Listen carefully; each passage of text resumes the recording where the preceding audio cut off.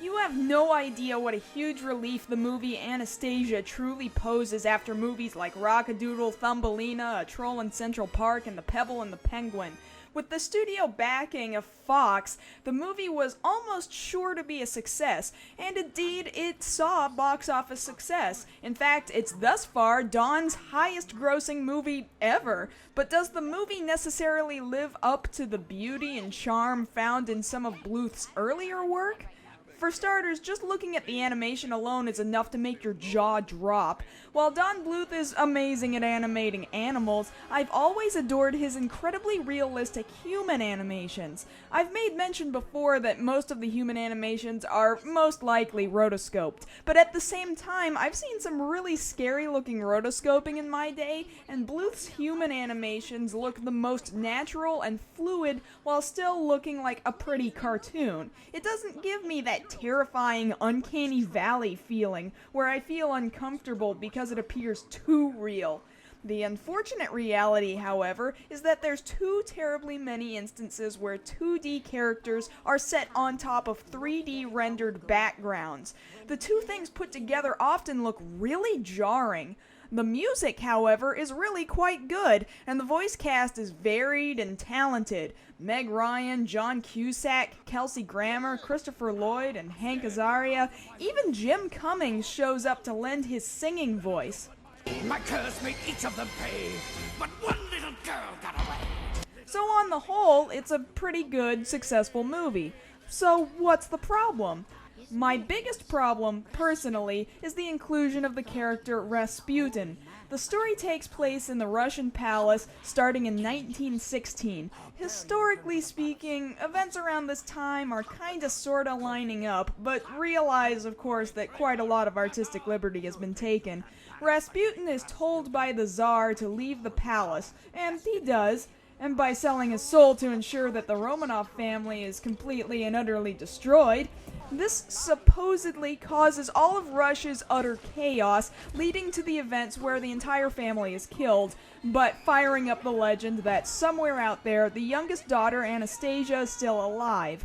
If that was the only purpose Rasputin served in the movie, I could be okay with that. The problem, however, is that in this story, Anastasia lives, and Rasputin is obsessed with finding her and destroying her too.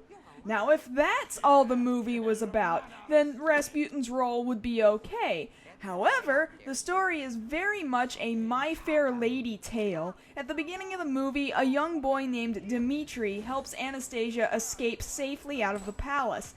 10 years later, Dmitri and his friend Vlad are looking to find the perfect girl who is an exact perfect image of Anastasia in order to receive reward money from her grandmother. In all that time, Anastasia's been missing, in reality being stuck in an orphanage with amnesia and calling herself Anya. She randomly acquires a puppy, and with only a pendant stating "Together in Paris" to guide her, she goes off to St. Petersburg with hopes to travel to France. She has a few flashback moments, including one really quite beautiful musical number. Dancing bears, painted wings, things I almost remember. This is when Dmitri and Vlad find her. They don't yet see the actual Princess Anastasia, but rather money. They decide to cart her off to France and teach her how to be Anastasia.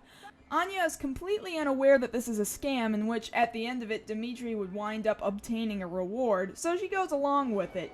This narrative right here would be fine on its own, but then Rasputin keeps showing up, who has since found himself somewhere in limbo and has become something of a gag villain, with body pieces falling apart and stretching out all over the place.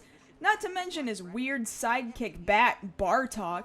He's even less necessary than Rasputin is, and he does a total of nothing over the course of the movie.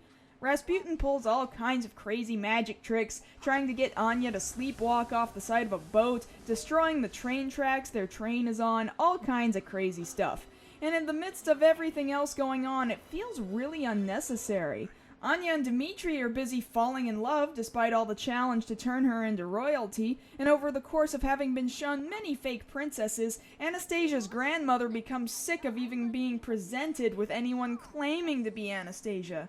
Wait, come to think of it, if Rasputin wants the family dead so bad, then why is this grandmother still alive? Well, maybe he just figured she was old and not worth his time. In any case, Anastasia overhears that it was originally a clever plan to earn money and storms off away from Dmitri. But of course, over the course of the movie, Dmitri has finally realized that Anya is most definitely the young girl he helped escape the palace 10 years ago. So he hijacks a car with the Russian royalty inside and forces her to meet with Anya, where together they discover that she's the real deal. The family is together again, and Dmitri ends up rejecting the money he originally was so interested in having. And when Anastasia learns that Dmitri didn't take the money, she goes after him to be with him. Sounds like a pretty solid end to a decent narrative, even if I've somewhat heard it before, right? Wrong, this is where Rasputin decides to show up one last time and try and kill Anastasia. Luckily, the scene doesn't last terribly long, as she steps on Rasputin's green, magical, glowing rave trinket, thereby destroying him. Anastasia and Dmitri are free to be together now, but then this happens. Hello. Wow. I tell you what, wow. So long, everybody. What? Why? Did we ever care about Bartok? Who's this pink, sultry little number? Why did she appear out of nowhere and just start throwing herself at him? Why are we supposed to be happy about that? I'm so confused.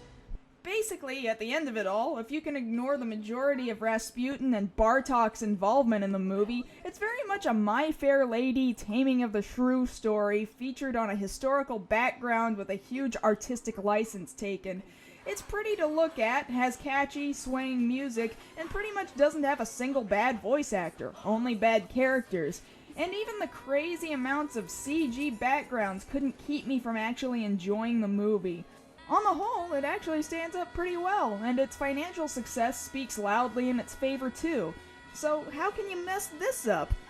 Well, unfortunately, there was a direct-to-video sequel, and also unfortunately, Don Bluth himself actually was involved. When next we meet, we'll be discussing Bartok the Magnificent.